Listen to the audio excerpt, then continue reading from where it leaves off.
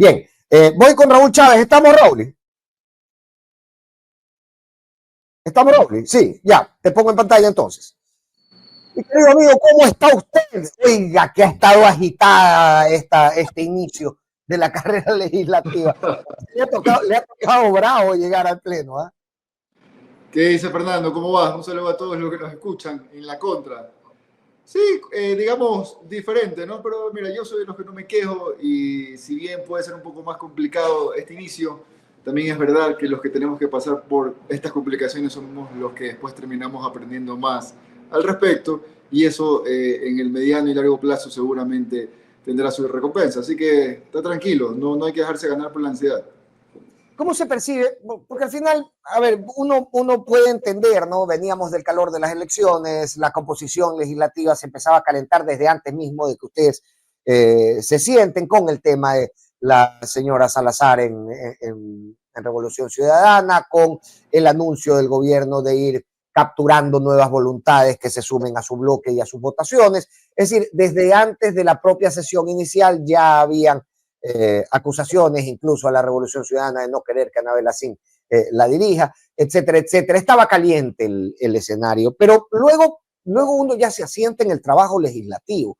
Yo he visto con preocupación lo que pasaba ayer en la Comisión de Participación Ciudadana con Blasco Luna y Diana Jacob, porque realmente a mí me daba para pensar que más allá de lo que sucediera en los primeros plenos, en este ejercicio de asentamiento de la nueva conformación, en las comisiones las cosas ya electas autoridades, las cosas empezaban a fluir un poco para el trabajo legislativo. ¿Cómo percibes tú estas primeras 2 semanas en todos los roles que un asambleísta cumple, no tanto en su participación en el pleno como en las comisiones, como en la conformación de agendas legislativas, de bloques, de la relación entre ustedes?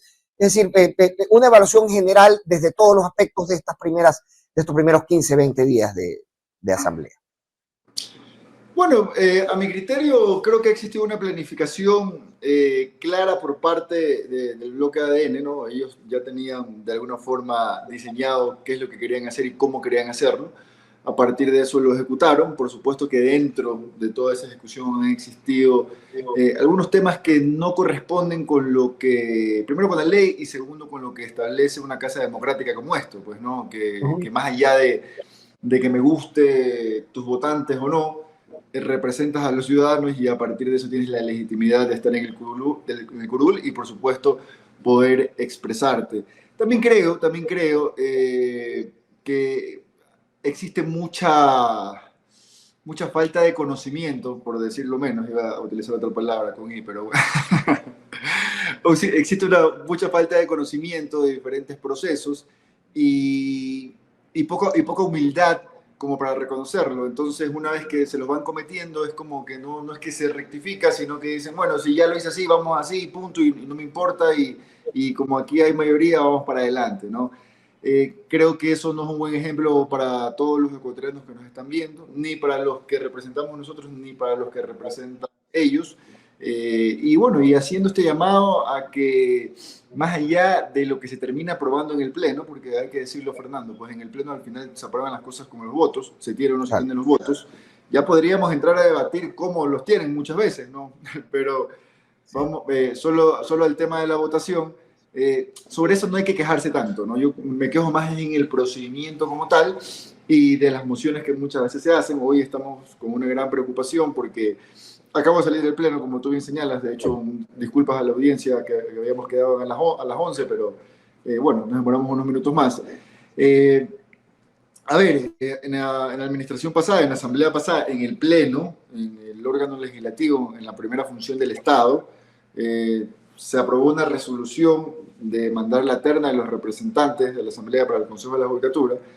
Y hoy se ha agregado dentro, se cambió el punto del orden del día con un sinnúmero de dudosos procedimientos, pero más allá de eso, se busca dejar sin ningún efecto jurídico la resolución que tomó el Pleno de la Asamblea en función de sus competencias. Lo cual, más allá del tema, o sea, yo no me quedo en el tema, te explico para que sepas de qué se trata lo que se está buscando hacer. es la seguridad jurídica que se afecta de manera absoluta, pues, ¿no? Porque con esto se podría plantear de que cualquier ley que se aprobó en algún momento en el Pleno, simplemente con una mayoría, se la cambia sin ningún tipo de inconveniente, y eso no es constitucional, más bien es todo lo contrario, porque una vez que la Asamblea toma la decisión, se gana con votos, ya se manda al registro o, digamos, al órgano que corresponde, dependiendo de la resolución que se tiene, y en ese momento la Asamblea, el órgano legislativo, deja de tener una competencia con eso. O sea, ya pasó en sus manos, ya en ese momento no tiene nada que ver. Entonces, poder regresar temas como esos son absolutamente inconstitucionales, pero más allá del tema este puntual, es el precedente que se va marcando para lo que viene. Porque recordemos que en esta vida, pues, uno a veces puede tener mayorías, en otros casos no necesariamente mayorías, hablo de los dos lados. Entonces hay que ir por una línea que está bien, por supuesto, hay una visión, y eso hay que respetarlo. Yo no es que me quejo de una visión o de otra, pues obviamente tenemos la nuestra, y sobre eso estamos trabajando. Pero una cosa es no estar de acuerdo con algo, tener visiones distintas, querer de alguna forma interpretar la ley no como corresponde, pero ya lo otro, digamos, Ahora, es una afectación directa a la seguridad jurídica y lo resuelto por la Asamblea, ¿no?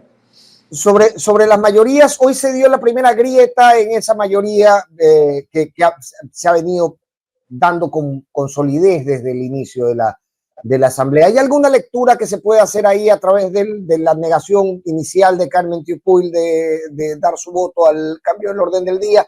¿Qué se puede percibir sobre la mayoría hoy que no percibíamos ayer o la semana anterior? Mira, también va a depender de los temas, ¿no? Tenemos un poquito más de 15 días trabajando, y si bien los temas que se toman, por supuesto, siempre son importantes, pero me da la impresión que con el pasar de los días, pues ya se toman temas ya relacionados, digamos, también ya a la parte de la ciudadanía, ¿no? Hasta ahora hemos, en la mayoría de los casos, votado por temas administrativos internos, que, bueno, la verdad, a la gente le importa poco nada quién es el presidente de una comisión o quién es el presidente de la asamblea o el vicepresidente. O sea, la gente lo que quiere es el resultado, el resto le da lo mismo. Pero cuando tú ya comienzas a tener que votar a favor o en contra de temas que van directamente a la ciudadanía, que van a generar un impacto para bien o para mal, bueno, ahí ya entiendo que la gente los asambleístas van haciendo una pausa y se la van pensando un poquito más.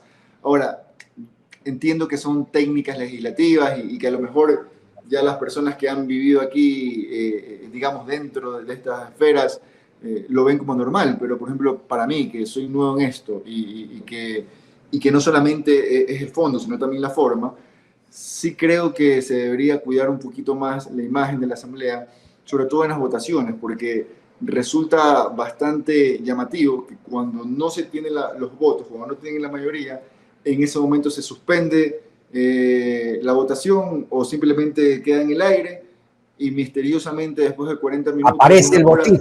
Los que votaron en contra ahora votan a favor. Entonces es como que tú dices, ¿qué pasó? O sea, son dos personas diferentes. O sea, yo entendería eso si de repente se enferma el asambleísta y tiene que ir el suplente, no sé, o sea, o si se equivoca en la votación, que pida en ese momento la rectificación, que puede pasar, no somos seres humanos. Pero como que sí deja un velo de duda eso de que no tengo los votos, como tengo la facultad de suspender la asamblea por un minuto o por 10 días, los días que sean, no digo que solo 10, o sea, ya depende de los que dirigen la asamblea, de repente volvemos a la votación y ya hay todos los votos, pues, ¿no? Entonces, es como que un poco raro eso. Da para la sospecha, pero más allá de la... que la ciudadanía sea la encargada de hacer ese análisis, ¿no? Claro, a mí por lo menos me parece un poco raro, pero bueno. Sí, y es la sospecha que hemos manifestado también acá, ¿no? Al final uno se pregunta cómo es que los votos aparecen mágicamente o cómo es que personas que llegan por una determinada línea política de repente están muy felices de votar con una que propone todo lo contrario. Son contradicciones en sí mismo, ¿no? Pero bueno, lamentablemente eso es lo que hay que enfrentar. Digo lamentablemente, no por el hecho de perder o ganar en el pleno, eso yo sí quiero dejar claro, porque al final también es parte de la democracia. cuando ganemos, tampoco debería quejarse el otro porque ganamos con votación, sino muchas Ahora, veces más es la forma, ¿no? Eso. ahora se sienten silenciados. Es decir, tú personalmente como representante de Reto que llegas en alianza con Revolución Ciudadana, pero que no eres militante de Revolución Ciudadana ni de uno de estos cuadros antiguos que de alguna manera son los que primero se le vienen a la mente al rechazo anticorreísta, digamos. Tú también te sientes silenciado, o sea, sientes que hay una predisposición para no tomar en cuenta la mitad del pleno, casi la mitad. Bueno, más que lo que yo diga es lo que se puede ver, pues no se trata de que si yo tomo la razón o el otro tiene la razón, a los hechos me remito y ha sido evidente estos 15 días de trabajo donde se ha marcado claramente la cancha para que se dé poco o nada la palabra a diferentes asambleístas. Ojo, no necesariamente todos son de la Revolución Ciudadana o de Reto, también a veces se les ha negado la palabra a otros asambleístas que no sean pues obviamente del partido oficialista. Pero te digo la verdad, para mí esto es un aprendizaje de vida y si no hablo en el pleno, pues hablo contigo, hablo con la ciudadanía, hablo en otras entrevistas. No es algo que me quite el sueño, te soy honesto. O sea, Y algún rato yo voy conversábamos, para adelante. algún rato conversábamos y yo te decía, mira, a mí me da la impresión de que va a ser difícil que ustedes lleguen con la agenda legislativa que han propuesto e inmediatamente esta agenda se pueda echar a andar. ¿Cómo están encontrando ese escenario? ¿Existe un terreno fértil para poder ejecutar esa agenda que ustedes salieron a tocar puertas y a pedir votos para poder ejecutar? Bueno, el escenario es el que tú mismo has descrito, ¿no? Pero eso no quiere decir que vamos a parar de trabajar. Yo soy vicepresidente de la Comisión de la Niñez y Adolescencia y yo desde que inicié el trabajo, por ejemplo, he estado ya en diferentes reuniones con diferentes sectores, precisamente para abordar una de las propuestas que tuve en campaña, que es la reforma a la ley de salud mental. O sea, yo en eso no voy a claudicar. Y si ya llego al punto en el cual ya el tema administrativo, que no está en mis manos, no deja que avance una ley como esta, que no entendería por qué no podría avanzar, bueno, pues habrá que comunicarlo y los ciudadanos terminarán juzgando. Pero también hemos tenido diferentes reuniones con diferentes representantes de la sociedad civil, ¿no? Te digo, estoy como vicepresidente de la Comisión de Niñez y Adolescencia, pero también me han buscado otros sectores productivos, de construcción, precisamente porque generamos diferentes vínculos en la campaña y que hoy pues buscan ser escuchados. Al final no es que cualquier cosa que te vengan a decir necesariamente tiene que terminar en una ley, pero por supuesto que es absolutamente necesario para todos los legisladores tener siempre los oídos atentos a todo lo que viene pasando, porque si no nos encerramos en estas oficinas y pareciera como que este es el mundo y el mundo está afuera, ¿no? Esto es una burbuja. Necesito preguntarte sobre la solidez del grupo legislativo, porque Sergio Peña hace poco, recientemente retirado de Revolución Ciudadana, decía, mira, por lo menos hay 25 que se quieren ir del bloque, le decía a Anderson Buscán en una entrevista en La Posta. ¿Es esto cierto? ¿Existe malestar en el bloque en este momento? ¿Ya lo han podido plantear en una mesa? ¿Lo han podido discutir? ¿Han podido reafirmar la solidez del bloque luego de lo que ocurrió con Sergio Peña? Bueno, yo comienzo diciendo que la bancada está conformada por seres humanos, ¿no? Y yo no encuentro algún ser humano que en algún momento no pueda tener alguna discrepancia con uno con otro. Uno en una casa, con una esposa, con una familia, no siempre está de acuerdo. Dicho esto, yo la verdad que no he hecho ese inventario que aparentemente ha hecho Sergio. Yo tengo muy buena relación con todos los asambleístas. Nos hemos reunido, por supuesto que sí. Y si tú me preguntas hoy, no identificaría quién o quiénes quisieran salir de esta bancada, de este equipo, ¿no? Pero yo sí quiero dejar algo claro, porque muchas veces, y mira lo que voy a decir, ¿no? Muchas veces se ha querido posicionar como que el gobierno o algún otro partido es el que se roba, por decirlo de alguna forma, a los asambleístas. Y para mí la responsabilidad es individual. Porque al final te pueden proponer lo que tú quieras, eso no es duda, pero ya la decisión de que si me voy a otro bloque, si me hago independiente, si el domingo le grito los goles de Melec y el próximo domingo los de Barcelona, ya quedará en cada uno, pues, pero es individual, o sea, por más que terminen en otro movimiento y que le pudieron haber ofrecido algo, no lo sé, ya eso ya es especulación mía, no quisiera caer en ese detalle, pero la responsabilidad es individual, la responsabilidad es de la persona, o sea, porque no nos engañemos, aquí todos los que estamos somos adultos y sabemos a lo que nos enfrentamos desde el momento que aceptamos la candidatura. Pero hablar de 25 personas no lo sé, o sea, créeme que para mí sería una irresponsabilidad decirte algo con lo que no creo, pero adicional, si es que estuviese pasando, que no creo que pase, no tengo la menor idea. Ahora, no deja de ser una bomba lanzada sobre la discusión pública y aquí me cabe la otra pregunta, es el tema de la bancada de la gente. ¿Se va a poder consolidar, se va a poder conformar? ¿Qué saben hasta este momento? Mira, yo te soy honesto, no tengo tanta fe con eso. Ya hemos venido haciendo una descripción de todo lo que ha venido sucediendo. Pero para mí eso no es lo importante. Para mí lo importante es poder consolidarnos entre la mayor cantidad de asambleístas posible que quieran trabajar a favor del Ecuador. Por supuesto que tenemos visiones diferentes en algunos casos. Eso está, como te dije hace un momento, es normal. Es parte de la raza humana. Pero los objetivos comunes, hablando de desarrollo, creo que están intactos, ¿no? Y la bancada de la gente va a existir siempre, aunque legalmente no esté conformada, porque son personas que están dispuestas a tener la amplitud necesaria para poder avanzar. Que no quiere decir, y lo he dicho también en otras entrevistas, que tenemos que terminar siendo los mejores amigos todos, pues, ¿no? Para eso no venimos a la asamblea, para la asamblea no es que es un club social. Aquí venimos a trabajar y para ponernos de acuerdo lo que tenemos que hacer es profesionales y tenemos que ser responsables,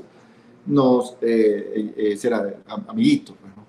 Ahora, de acuerdo, pero al final, a ver, estas cosas se ponen sobre la mesa, ¿no? O sea, tú dices la necesidad estratégica o no de conformar otra bancada o de la necesidad estratégica o no de conformar otra bancada, también surgen otras cosas, ¿no? Otras planificaciones, otras agendas legislativas, etcétera. Entonces, ¿cómo podría la no conformación de la bancada de la gente que se propuso desde el inicio de la asamblea afectar estas agendas o la dirección que puedan tomar las distintas posiciones dentro de lo que hoy es bloque de Reto y Revolución Ciudadana? Lo que pasa es que, mira, cuando existe una bancada aquí, existen, digamos, por decirlo de alguna forma, algunos beneficios, hay a la coordinación, algunos asesores, bueno, digamos, algunos espacios, ¿no? Pero la bancada de la gente no está buscando esos espacios, lo que está buscando es poder reunirnos entre todos nosotros y siempre tener una opinión al respecto de lo que suceda.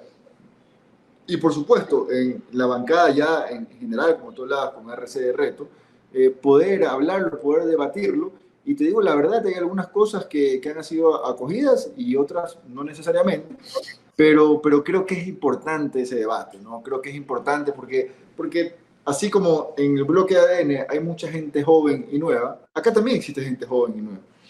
Entonces es importante pues, poder abrir ese debate, poder escuchar, poder entender el por qué sí, el por qué no de los temas. De repente, personas que ya tienen más tiempo en el cargo, que han estado en el proceso por muchos más años, tienen otra visión. Entonces, pero eso es importante porque eso es lo que nos permite ir evolucionando, primero como seres humanos y segundo en el trabajo que estamos buscando hacer. Claro, y renovarse a través de cuadros que tengan también una visión generacional distinta, y yo eso lo considero tremendamente válido. Pero ¿cómo está la solidez de esta alianza, querido Raúl? Porque ¿sabes qué es lo que pasa? Que durante el tiempo de campaña, y conversamos mucho, pues tú y yo en esa época, parecía ser que aquello que impedía que las alianzas en los sectores de izquierda se lleven hacia adelante eran problemas, piedras u obstáculos que provenían de la propia izquierda. Es decir, por ejemplo, la posición frente al extractivismo, que es una agenda que la derecha tiene absolutamente clara, ¿no? Extrae y vende todo lo que quieras. Bueno, acá en las izquierdas existe ciertos parámetros en donde se da esa discusión que a veces no permitían que este acuerdo se concrete. Y luego lo que resulta llamativo es que llega Pachacutic, con quien al final sobre la hora se llegó a este acuerdo, se lograron solventar estos obstáculos que de nuevo venían de la agenda de la izquierda o de las agendas que le son naturales a las agrupaciones de izquierda, y empiezan a ejecutar en el Pleno, 6 de los 9, una agenda que más bien parece mucho más alineada a la derecha. Entonces, o no se previó esto, o las personas no fueron las adecuadas, o la propia alianza no llegó a tener una solidez que logre llevarla al Pleno legislativo y al ejercicio legislativo. Y esto también para la ciudadanía es, bueno, hoy me anuncian una alianza, el día de mañana se diluye tan pronto como tienen que ejecutar la primera votación. ¿Cómo están entre Revolución Ciudadana y Reto, y cómo evalúas tú los resultados de estas alianzas que se generaron durante la campaña? Bueno, RC y Reto seguimos trabajando en conjunto, tenemos visiones sobre todo desde el punto de vista social que compartimos, y eso es lo que termina fortaleciendo el tema, ¿no? No necesariamente vamos a estar de acuerdo siempre, es parte de la vida, parte de la democracia, pero te diría que la comunicación y la relación es bastante importante. O sea, yo no le veo mayor problema ahí, porque sobre todo, ¿quieres que te diga una cosa? Hay mucho respeto. Yo te digo, yo he sentido un gran respeto por parte de los que conforman también la bancada de RC, y jamás ha puesto, digamos, algún tipo de duda sobre que porque no estoy de acuerdo en algo 100%, ya te quieres ir o eres traidor o lo que sea, ¿no? Más bien todo lo contrario, siempre lo que se ha intentado es poder conversar y comunicar, y habrán temas en los que no necesariamente vamos a estar de acuerdo siempre, pero ya te digo, pero en los fundamentales que apuntan al desarrollo, sobre todo en el campo social, es muy complicado que no estemos de acuerdo, porque pensamos que es lo que se necesita. Ya después, otros partidos como Pachacútec, etcétera, yo te digo que existe buena relación desde el punto de vista general, pero volvemos a lo que te dije hace un inicio, ¿no? Yo no creo que la responsabilidad de la votación de un asambleísta, ponemos de ejemplo, de Pachacútec sea de Pachacútec, que es individual de él, porque al final el que pone el dedo, para los que no saben, aquí en el legislativo tú tienes que, hay unas pantallas táctiles, pues, ¿no? Que tú aplastaste así, ¿no? O abstención, dependiendo de lo que quieras votar. Al final el que termina poniendo el dedo es el asambleísta, ¿no? Entonces él es el que después tendrá que hacer la rendición de cuentas a partir de lo que ofreció y lo que está haciendo o no está haciendo. Pero cierro con esto, que te lo dije hace un momento también. Recordemos que hasta ahora, al menos, hasta ahora, salvo lo que pasó hoy, que me parece que es un tema sobre todo de seguridad jurídica, hasta ahora, por lo menos, la mayor cantidad de decisiones han sido de carácter administrativo al interno. Ya que no digo que no sean importantes, por supuesto que es importante, pero lo más importante es lo que se termina aprobando para la ciudadanía. Y ahí es donde quisiera también ver la solidez ideológica, de visión de país, y sobre todo de ser congruente con las personas que te votaron, de estos asambleístas que por momentos son indescifrables.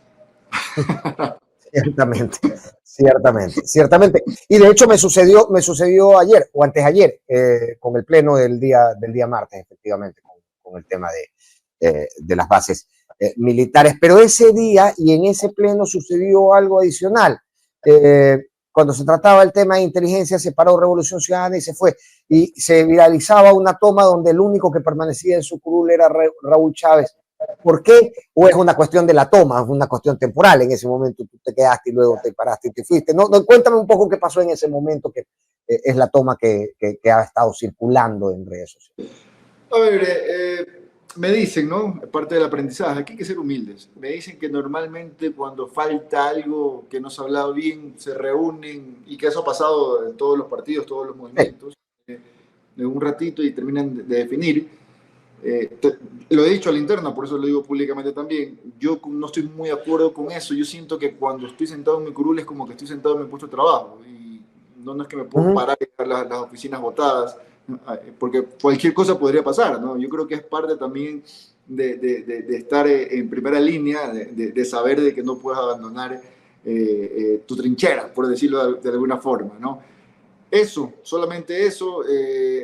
Ese día yo efectivamente me quedé sentado, como también hace 15 días también pasó algo parecido, sí. Pero no quiere decir que exista ningún tipo de inconveniente. Después me paré un momentito, que me llamaron porque me querían preguntar algo, fui, respondí y regresé a mi curul. ya son, como te digo, ya son temas personales, tampoco es que podemos estar de acuerdo 100% en todo, ¿no? Pero Correcto. lo sólido, lo de fondo, lo de base, estamos aquí en la trinchera. Correcto. Yo he sido crítico también con eso. Creo que desde acá, desde esta perspectiva, ¿no? Lo que uno espera de la oposición es que haga oposición de formas un poco más creativas que levantarse e irse. Es lo que yo espero, ¿no? Legítimamente de mis autoridades legislativas. Pero estas decisiones se toman en bloque. Existen otras medidas que se hayan planteado para hacerse oír cuando no se les da la voz. Existen algunas otras medidas que no impliquen un megáfono o pararse e irse, sino, digamos, medidas que pudieran tener un efecto un poco más saludable para la discusión legislativa, ¿no? Para hacerse oír, para presentar Mira, propuestas. te cuento algo. Cuando yo llegué a la asamblea el 14 de mayo, que la inaugurábamos y toda la vaina, yo inocentemente pensaba que era obligación del presidente darle la palabra a todos los que deseen intervenir, ¿no? Pero digamos, esa idea mía venía del concepto general de que el Claro, Parlamento el precisamente Parlamento vienen... para debatir. Claro. Entiendo Y son los cortes además que hemos recibido siempre, ¿no? Cuando vemos el resumen, vemos que el uno alza la mano, le dan la palabra, entonces parla. Pero lo cierto es que en el día a día no funciona tan así. Entonces yo creo que si realmente buscamos una asamblea diferente, lo mínimo que se puede hacer es tratar de escucharlo a todos. Porque repito, no es que tú estás escuchando al asambleísta solamente, ¿no? Él termina siendo un representante de la ciudadanía. Y la afectación, querido Fernando, no es para el asambleísta, pues, porque el asambleísta, sea lo que sea, tiene trabajo, tiene el honor de ser asambleísta, bueno, qué sé yo, pues, ¿no? Legalmente tiene esta inmunidad, o sea, es una persona que no es que la vas a perjudicar con que si lo dejas hablar o no lo dejas hablar. A los que perjudica son a los que representan, esos que no necesariamente tienen garantizado poder llegar a fin de mes ni a la semana para comer o para dar el sustento a su familia, o que ya cerró el trabajo porque lo vacunan, son las 6 de la tarde y ya se encierran, o los niños ya no pueden ir al parque por el tema de la inseguridad, bueno, un sinnúmero de cosas que son personas que estamos representando y que no podemos invisibilizarlas. Creo que eso es un gran error que se está cometiendo y ese error sería de cualquiera de los dos lados, no porque hay un gobierno de derecha tiene que invisibilizar a la gente de izquierda o viceversa. Es un error garrafal y creo que precisamente ese tipo de actuaciones son las que muchas veces nos impiden salir del subdesarrollo, ¿no? Yo creo que si nosotros revisamos la historia y vemos todos los países que hoy ya se encuentran en un desarrollo más consolidado, ha sido eso, ¿no? Ha sido entender que no podemos llevar a temas personales, temas que terminan repercutiendo y salpicando, como decimos en la calle, a todos los ciudadanos. Yo creo que hay que actuar con mucha más responsabilidad. Igual te digo, la vida siempre hay un boomerang, pues, ¿no? Entonces, claro, por ahí escuché, no, pero que la RC hacía lo mismo, que no sé qué, que por aquí, que por allá. Bueno, pues yo digo, ojo por ojo nos quedamos tuertos. Y al final del día, en el caso que sea verdad, porque tampoco es que me he puesto a investigar mucho eso. Yo ayer lo decía yo en el programa de la noche, mira, yo fui parte de ese fui un asesor legislativo en ese periodo y alguien me decía, es que Gabriela Rivadeneira le cerraba los micrófonos. A mí lo que me tocó decir frente a la cámara es, yo no lo viví, yo no lo atestigué, yo no lo vi. Si lo hizo, muy mal que lo haya hecho, pero a mí no me tocó verlo, digamos, ¿no? O sea, eso es lo que te digo. Yo la verdad que no tengo mucho conocimiento, no he preguntado más allá, pero vamos a suponer que sucedió. Está mal, pues. O sea, porque si queremos evolucionar, si queremos avanzar, si queremos ser mejores, no tenemos que hacer algo que abiertamente digo que no es correcto, pues. No sé si me explico, porque estás diciendo que no es correcto, pero lo estás justificando. Entonces, la justificación no hace que lo incorrecto sea correcto. Oye, pero qué interesante también para plantearte, no solamente como legislador, sino como psicólogo, porque parece que es un momento en que el doble estándar es la norma, ¿no? El doble rasero se transforma en el sedazo por el que pasamos todos los criterios políticos y esto no le hace daño tampoco a la salud democrática del país. ¿Cómo empezar a corregirlo? ¿Cómo empezar a generar acercamientos de la imagen de este tipo de instituciones como la Asamblea y su trabajo con la gente para que los abrace, los conozca mejor y pueda entender el tipo de relaciones que se dan tanto en el legislativo como en el propio pleno? Mira, yo creo que primero, como premisa, lo que tenemos que entender es que un asambleísta, el objetivo de un asambleísta no tiene que ser buscar mayores likes o seguidores. Tiene que ser aprobar leyes a favor de los ecuatorianos, porque de lo que he podido observar, ¿no? A manera de ser objetivo. Muchas veces esa puesta en el seno, esa puesta en escena del pleno, pareciera como que está diseñado lo que se va a decir y la forma para que se vaya a TikTok. No sé si me explico, o sea, no necesariamente es algo que entra en el debate, porque incluso a veces hasta hablan de otras cosas o hacen referencias muy poco técnicas, sino muy generales, pero que de repente te venden un poquito en el Real, en el TikTok, y si por ahí tiras pinta, bueno, pues vacancísimo, entonces se hace mucho más viral el tema, ¿no? Entonces, creo que la responsabilidad debe entenderse así, y no porque hoy estamos en una era digital, dejar de ser responsables en esas decisiones. Estamos en una era digital, hay que aprovecharla. Mira, estamos teniendo una entrevista por un medio digital, lo cual es muy interesante, pero, o sea, digital o redes sociales no tiene que ser sinónimo de no trabajar con responsabilidad. O sea, las dos cosas no son sinónimos. Eso como para que se entienda un poco, ¿no? Ciertas posiciones. Y por otro lado, entender, digamos, el órgano legislativo en conjunto con el ejecutivo de la siguiente forma. Los dos somos futboleros, ¿verdad? Digamos que el órgano legislativo es la directiva de un equipo. La directiva, los directivos toman la decisión. Digamos que esa es la asamblea. Digamos que el presidente es el técnico del equipo, ¿ok? Y que sus ministros son los que juegan en la cancha. Pero el que hace gol, pues son los que están en la cancha, pues no es la directiva. No sé si puedo ser lo suficientemente explícito como para entender de que muchas veces, pues, por temas comunicacionales, se quiere posicionar, al menos desde que estoy aquí, como que depende de la asamblea si se mejora o no se mejora la vida de los ecuatorianos, si se mejora o no se mejora la seguridad de los ecuatorianos. O sea, la asamblea, por supuesto, tiene que hacer su trabajo, tiene que legislar, tiene que aprobar todas las leyes que contemplen lo que se necesita como país, pero más allá, exacto, más allá de que ya hay la puesta. Es la ejecución. Una vez aprobado es la ejecución, que es lo más importante. Y si tú me preguntas a mí, querido Fernando, el gobierno, el ejecutivo, puede hacer muchísimas cosas sin regresar a ver a la asamblea, a favor del pueblo, digo, ¿no? Porque son los que manejan el presupuesto, son los que tienen el equipo en territorio y son los que al final toman las decisiones. Entonces, digo esto porque hay que entenderlo y cuidado se piensa de que por una ley se va a resolver el tema. Una ley lo que va a hacer es que se publique en el registro oficial, pero la ejecución depende de quién la haga, pues. Si no, no sirve de nada. De acuerdo. O sea, al final que sea efectiva o no la ley en la vida, digamos, o que tenga un efecto directo en la vida de la gente, está en quien la ejecuta, el organismo que la ejecute. Ya la asamblea cumplió su trabajo, pero hay algo adicional que sí propone la asamblea, y es el respeto a las instituciones jurídicas, el respeto a la Constitución desde el propio ejercicio normativo de la asamblea. Y ahí se marca una preocupación con la ley económica urgente de economías criminales, ahora llamada ley que era de solidaridad. Sí.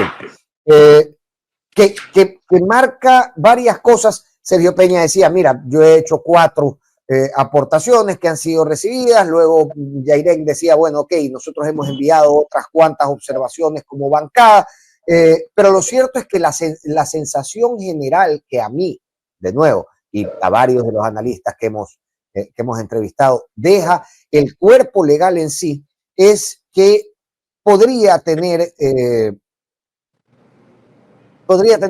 considerar escenarios profundamente anticonstitucionales desde donde yo veo la cosa. Es probable que todo este ejercicio legislativo que se ha hecho alrededor de esta ley al final se quede entrampado en la Corte Constitucional, luego en una revisión, justamente por eso, por no observar estos principios que si bien no tienen un efecto directo por causa de la asamblea en la vida de la gente, sí pueden inferir ciertos criterios que el día de mañana pueden ser perniciosos, es decir, que la asamblea por la fuerza de la política y de los votos termine aprobando cualquier cosa que distorsione el sentido de la Constitución. Mira, de acuerdo contigo y hago como una especie de resumen en función del contexto del cual estamos viviendo a partir de esa ley que tú señalas, ¿no? ¿Verdad? Mira, del 5 de diciembre del 2023 al 13 de agosto del 2024, el Ejecutivo, el actual Ejecutivo, porque ha continuado el Ejecutivo, envió diferentes proyectos de ley a la Asamblea con el objetivo de mejorar la seguridad. Ley para enfrentar el conflicto armado interno, la cual llevó un incremento del IVA del 12 al 15%. Ley de vigilancia y seguridad ciudadana. Ley de lavado de activos. Ley de control de espacios aéreos, que ya mañana es 6 de junio, ¿verdad? Mañana 6 de junio, cumple un año y todavía no tiene reglamento. Y el reglamento no lo hacemos nosotros, el reglamento lo hace el Ejecutivo. ¿Ya? Ley de armas. Y en ese caso, ¿quién hace el reglamento? ¿Qué institución del Ejecutivo? Bueno, el Ejecutivo es el encargado de hacer el reglamento a partir de lo que establezca la ley. Dependerá mucho, digamos, la cartera de Estado que se encarga de la ejecución del mismo. Claro, claro. Eso para todas las leyes, ¿no?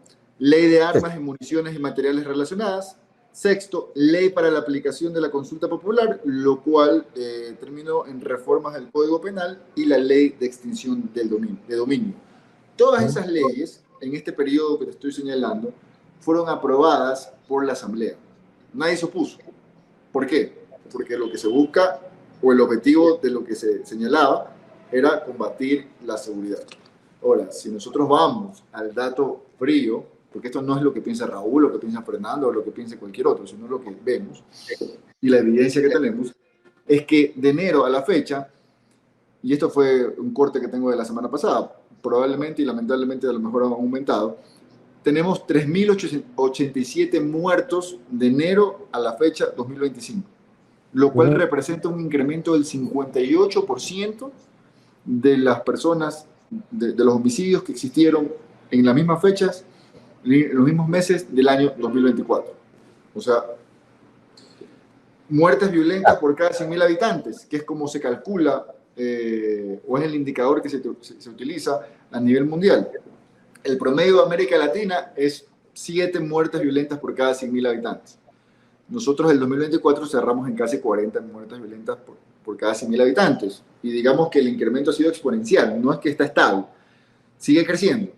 Y lo proyectado para este año, si se mantienen las muertes violentas, como te acabo de señalar, será cerrar en 53, 54 muertes violentas por cada 100.000 habitantes.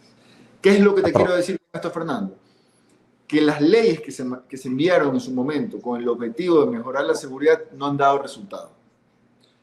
¿Por eso no tenemos que hacer más leyes? No, claro, hay que hacerlas, hay que mejorarlas, en la medida de lo posible reformarlas. El Ejecutivo, al inicio de esta legislatura, envió su propuesta de ley para acabar con el crimen organizado, bueno, todo lo que tú señalabas. ¿Qué es lo que hemos hecho como asambleístas? Lo que nos corresponde. Nos envían un borrador de proyecto, ¿por qué digo borrador? Porque no está aprobado, y sobre eso hemos puesto diferentes observaciones, que ninguna va en oponerse al objetivo de la ley. Van en temas de forma, primero por visión de país que tenemos, pero también por un tema constitucional. Porque mal haríamos nosotros en gastar recursos públicos y jugar con las emociones de los ciudadanos. ¿A qué me refiero? Si nosotros estamos un mes, 2 meses trabajando sobre una ley que es inconstitucional, lo que va a terminar pasando es que la Corte Constitucional la regrese a punto cero. ¿Qué pasó ahí? 1 mes, 2 meses, 3 meses, lo que pudo haber demorado, tuvimos a funcionarios públicos, nosotros, trabajando para algo que no va a tener efecto. Y por otro lado, no podemos jugar con las emociones de las personas, porque el ciudadano común que escucha ley de seguridad piensa que eso le va a resolver, pues, su problema de seguridad. Piensa que después de esta ley ya va a poder salir al parque después de las 6 de la tarde, que ya después de esta ley ya no se va a preocupar cuando los hijos vayan a la universidad, a la escuela, al colegio. Piensa que ya no lo van a vacunar. Pero si nosotros no hacemos lo que corresponde, va a regresar a cero, pues no vamos a tener ningún tipo de ley. Más allá de que incluso con la mejor ley posible, que es lo que estamos intentando sacar, siempre lo primordial va a ser el plan de seguridad que se tenga. Necesitamos tener, y lo he dicho públicamente, un plan con metas y objetivos específicos y también incluir ciertos indicadores, como para poder entender que vamos avanzando en lo que buscamos. Yo te ponía el ejemplo aquí de que cerramos con 40, aproximadamente con 40 muertes violentas por cada 100.000 habitantes. Entonces, lo primero que yo diría es, ok, yo mañana apruebo esta ley, la mejor ley posible. En los primeros 6 meses, ¿cómo se va a reducir eso? Al año, ¿cómo vamos a reducir eso? Y eso tiene que verse de forma tangible, pues, porque no es lo que yo diga, es lo que termine pasando. Ojo, y eso incluye cualquier plan que uno tenga, no es que es solamente para un plan de seguridad, que incluso te permite ir tomando decisiones si es que el resultado o la forma que buscabas de tener el resultado en un inicio no es el correcto. No tiene nada de malo, porque tampoco es que todos somos perfectos, porque todo es perfectible. Pero necesitamos tener una planificación pública para que se entienda que esto está dando resultado. Porque el día de mañana no da resultado y en 6 meses nos envían otra ley para la seguridad y nos dicen, no, es que ahora sí. Entonces, ¿qué pasó? Perdimos recursos y jugamos con las emociones y los sentimientos de las personas. Ahora, actualmente en esta ley hay algunas observaciones. Por ejemplo, personalmente no nos oponemos a todos estos beneficios tributarios que podrían existir si es que las empresas generan algún tipo de donación a los entes encargados de manejar la seguridad. Pero no establece de qué forma, cómo, cuándo, me explico. Entonces no es que el empresario de medios de comunicación, Fernando Ampuero, dice, bueno, vamos a donar 50 camionetas al Ministerio del Interior para luchar contra la seguridad y con eso alcanzo a tener ciertos beneficios tributarios. No debe ser así. La persona, digamos, el ente encargado, el ministerio, la cartera, que se va a encargar de este manejo de la seguridad, tiene que establecer claramente cuáles pueden ser las donaciones a partir de las necesidades y la calidad de los servicios y productos que se debe tener. Claro, cuando tú estás generando una donación y eso te va a generar un beneficio tributario, también estás dejando de recibir un ingreso al fisco, pues, que es el presupuesto, y que a partir de ese presupuesto es que tú tienes que manejar el Estado. Entonces, esa visión tiene que ser mucho más amplia. No tienen que haber generalidades solamente. A eso es a lo que yo llamo ponerte a trabajar, a sentarlo hasta qué es lo que va a pasar. Incluso... ¿qué necesita el Estado? Porque después vamos a tener una fila llenando de camionetas al Estado cuando tal vez lo que no se necesita específicamente camionetas. Pero hay algo más que a mí me preocupa. Y también la calidad de lo que se done, ¿no? Exacto, eso es lo que esa camioneta vale $2 millones. No sé si me explico. ¿Ya? Entonces, hay que velar por el centavo público. Y esa es una de las formas de hacerlo. Podrán existir muchas más. Yo no me cierro ninguna. Lo que pasa es que puntualmente en este artículo no existía ninguna. Y ojo, si encontramos algún mecanismo que realmente podamos estar seguros que cada centavo está siendo bien invertido, incluso yo diría ampliémoslo pues a educación y salud. No nos quedemos solamente con seguridad. Si la seguridad no se va a solucionar solo con balas, pues. O sea, está bien ser implacables contra los grupos organizados. Eso no estoy en contra de eso.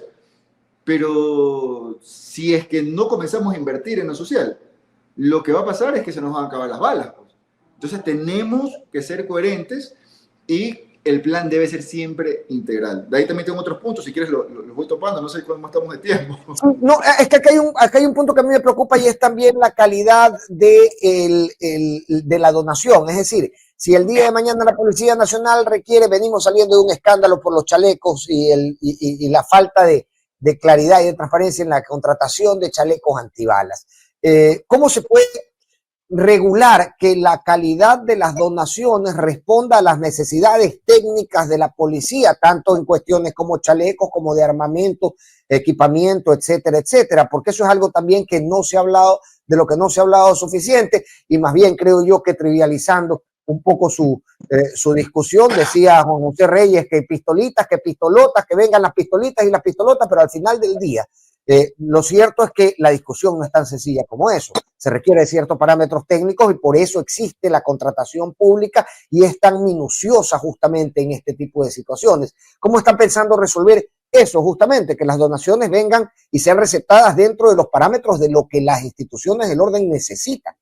Bueno, lo que te estoy diciendo, hay que garantizar la calidad y que lo que se done sea lo que se requiera, pues no tuviese ningún tipo de sentido. Por eso es importante bajar línea y no simplemente quedarnos con el articulado de manera general, porque de manera general se puede decir muchas cosas. Y también, lo que pasa es que yo soy una persona que piensa en positivo, pero ya si nos ponemos un poco dudosos, también podría servir para poder tener beneficios tributarios sin la necesidad de habérselos ganado, ya que estoy donando temas de menor precio, de menor servicio, etcétera, ¿no? Yo pienso en que a nadie se le va a ocurrir eso. Deberíamos trabajar todos por la patria, ok, ya. Pero usted es un hombre de bien, querido amigo. Pero normémoslo, pues. Pero es que como todos trabajamos por la patria, lo que tenemos que hacer es normarlo y ellos asegurarse, porque si no, después puede ser hasta un problema para ellos en el futuro. Y por supuesto, esa es una observación que es válida y que bien explicada. Yo creo que cualquier ecuatoriano va a decir, bueno, tiene razón, pues no, yo no, ahí no encuentro que alguien pueda decir, no, es que por eso se apoya a otro tema que no sea la seguridad. Yo creo que si alguien opina sobre este tema, a partir de la explicación que estamos dando, diferente, a lo mejor, no sé, pues, no vive en este mundo, pero bueno. Igual en el relato público es caminar sobre cáscaras de huevos, ¿no? Porque en el momento en que dices, ok, listo, parametricemos esta entrega de recursos o de armamento a la Policía Nacional, lo primero que va a salir es la Revolución Ciudadana y Reto, la alianza de RC y Reto, se oponen a las donaciones de armamento para la Policía Nacional. Pero entonces políticamente tienes que caminar un poco sobre cáscaras de huevo. Podría ser, pero ya, pues, o sea, al final no es lo que digan, sino lo que es. Y por supuesto que la parte comunicacional también juega, pero lo que más juega es tener la convicción de hacer el mejor trabajo posible. Al final los titulares van a salir todos los días. Lo importante es lo que ya queda registrado y lo que le puedas decir a tu familia, a tus hijos, cómo intentaste y ojalá se logre poder avanzar como país. Y después también hay otros puntos desde el punto de vista más jurídico que también pues, nos generan cierto conflicto. Por ejemplo, el tema de los allanamientos sin orden judicial. Creo que, primero, desde el punto de vista personal, creo que es un abuso que no exista una orden de un juez como para poder generar algún tipo de allanamiento. O sea, me parece que es un exceso. Dicho esto, no es que estoy en contra de los allanamientos. Nosotros hemos propuesto el acto urgente, que es algo que ya contempla el COIP y que puede permitir rápidamente al bloque de seguridad o a los militares o a los policías o a quien corresponda en su momento, poder generar esta intervención en el caso que sea necesario. ¿Qué es lo que se propone acá? Formalizar la orden judicial después de haber sido allanado, pero es que la orden judicial no tiene que ser un formulismo, pues tiene que ser algo decisivo, porque también, así como te pueden presentar muchas pruebas. Claro, no es legalizar a posteriori el allanamiento, sino que la orden judicial sea lo que dé origen legal y legítimo al hecho de que luego se allane. Y así lo establece la Constitución, Fernando. Si sí, no, claro, nos van a regresar al proyecto. O sea, no es lo que yo quiero, es lo que es. Ahora, yo también he hablado con diferentes asambleístas del otro bloque, obviamente, porque yo no sé si las personas saben, ¿no? Pero más allá del pleno, pues uno por educación saluda con todos y con algunas personas podrá tener más relación que con otras. Yo insisto mucho en decirlo aquí a mi audiencia, ¿sí sabes? Insisto mucho en decirlo para que entiendan que la radicalización tampoco es ni saludable ni necesaria, ¿no? Y a veces le digo, oiga, ustedes se matan aquí entre unos y otros, ¿no? Pero sí saben que esas personas se encuentran en el ascensor y no les queda otra que ser cordiales y dialogar entre ellos. Y eso también es parte del mensaje que hay que dejar a la ciudadanía, Raúl. Es que es lo que yo digo, mira, hay que poner el ejemplo, pero lo que te quiero decir es que esto es un tema inconstitucional, o sea, va a regresar, ¿y qué hacemos? Sí. Volvemos a lo mismo, de nuevo, desperdiciamos recursos y jugamos con los sentimientos de las personas. Ahora, yo, ¿qué es lo que he planteado? Como te digo en diferentes conversaciones. Por último, no nos amarguemos con esto. Llamen a una constituyente y veamos si el pueblo quiere otra constitución. Si el pueblo quiere otra constitución, entonces marquemos líneas de otra constitución que a lo mejor pasen temas como este. Pero lo que ya está marcado, lo que ya está normado en este momento, hay que respetarlo. Ojo, Claro. no, Ahora, no, no, no es que estoy promoviendo una constituyente. Creo que con lo que tenemos y con una gran voluntad se podría avanzar como país. Pero lo que sí estoy en contra es irnos en contra de lo que establece la Constitución. Eso está mal. claro, si hay un mandato Más allá de lo legal, constitucional. está mal. Correcto, correcto, correcto. O sea, si está la Constitución hay que cumplirla. Luego existen procesos políticos para llamar a constituyentes si es que la Constitución no satisface o ya parece ser que queda fuera de tiempo. Oye, pero hablábamos del relato y decíamos, mira, hay intervenciones construidas, parece más que para TikTok que para pleno legislativo, y en ese juego de relatos ustedes tienen que jugar y ustedes tienen que llegar con algo más de contenido, pero con vehículos que les permitan llegar plenos también a una audiencia con su mensaje. Al final del día, el termómetro de eso suelen ser las campañas. Es decir, quién llega mejor o bien por fondo o bien por forma con su mensaje a una gran audiencia. ¿Cómo están reviendo esta situación, ¿no? En este relato que parece imponerse desde Carondelet, incluso ocupar las formas en que se relacionan con el pleno legislativo o con entrevistas como la que veíamos el día de ayer a Zaida Rovira dar en Notimundo. ¿Han pensado en eso, en cómo crecer comunicacionalmente para llegar a contrarrestar esta batalla, a contrarrestar el relato fuerte del gobierno en esta batalla que parece darse todos los días en nuestros teléfonos y en nuestras pantallas? Mira, lo primero que hay que hacer es apelar al sentido patriota que deberían tener todos los asambleístas y todas las autoridades, ¿no? Sabemos, pues tampoco es que somos tan ingenuos, que algunos no necesariamente lo tienen 100% o tienen una visión absolutamente diferente y creen que la imposición es ser patriota. Segundo, diciendo la verdad siempre, lo que uno siente. Mira, tú puedes caerle bien o mal a una o a 1000 o a millones de personas, pero en la medida que tú seas auténtico y digas lo que piensas y seas congruente con lo que haces, o sea, haces lo que dices y dices lo que haces, tarde o temprano se termina demostrando el tema. Claro, lo que pasa es que hoy hemos estado en una situación compleja por todo lo que ha venido pasando, por lo que tú señalaste al inicio, y eso puede generar preocupación en la ciudadanía, sobre todo en las personas que nos apoyaron, etcétera, etcétera. Pero yo lo que digo es que no hay que ser ansiosos, hay que seguir haciendo nuestro trabajo.